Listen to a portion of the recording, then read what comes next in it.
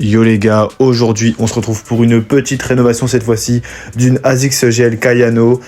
Comme vous pouvez le voir, elle est pas si sale que ça, honnêtement elle reste dans un très bon état, mais le problème c'est que mon pote, encore une fois Mathis, l'a mise à la machine à laver, rien n'est ressorti propre, et le problème c'est que du coup elle ressortira forcément grise et pas blanche. Enfin bref, on commence par enlever les lacets, on les trempe dans le produit pendant toute la rénovation, pour ensuite passer un coup de brosse à poil souple pour enlever le plus gros et en gros la poussière. Parce que oui, c'est vrai qu'on le voit pas, mais il y a beaucoup de poussière assez, on va dire, invisible.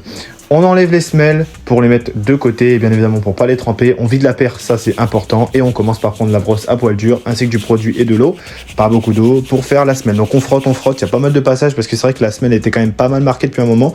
On enlève le surplus, le plus gros, comme vous pouvez le voir. Après on va dire 1 minute 30, on a un plutôt beau résultat.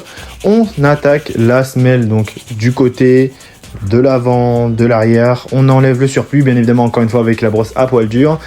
Et ensuite, on attaque le côté ainsi que le dessus avec la brosse à poil souple cette fois-ci parce que c'est du tissu, donc on va pas abîmer le tissu avec une brosse à poil souple, bien évidemment. Donc on prend du produit, on frotte. Honnêtement, j'ai bien eu, allez, entre 3 et 4 minutes de frottement parce que là, clairement, il y avait du boulot. Donc là, comme vous pouvez le voir, ça change quand même pas mal, c'est cool. On continue, donc on fait l'autre côté, on frotte.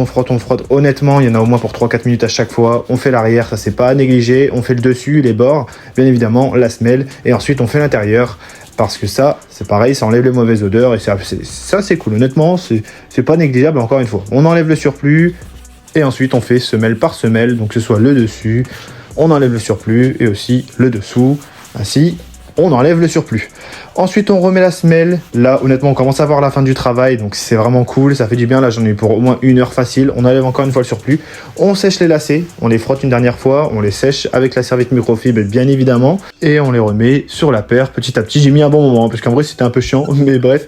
En tout cas, clairement, là, regardez-moi ça. On voit un peu le résultat. Encore une fois, ça ne peut pas ressortir blanc parce que la paire a été mise à la machine à laver. Mais ça peut que ressortir en mieux. On a essayé d'enlever les taches le plus gros du plus gros, et honnêtement ça se voit quand même que le boulot a été fait, donc c'est plutôt cool. Mathis, encore une fois, ne refait plus jamais cette erreur parce qu'honnêtement c'est horrible et tu casses ta paire.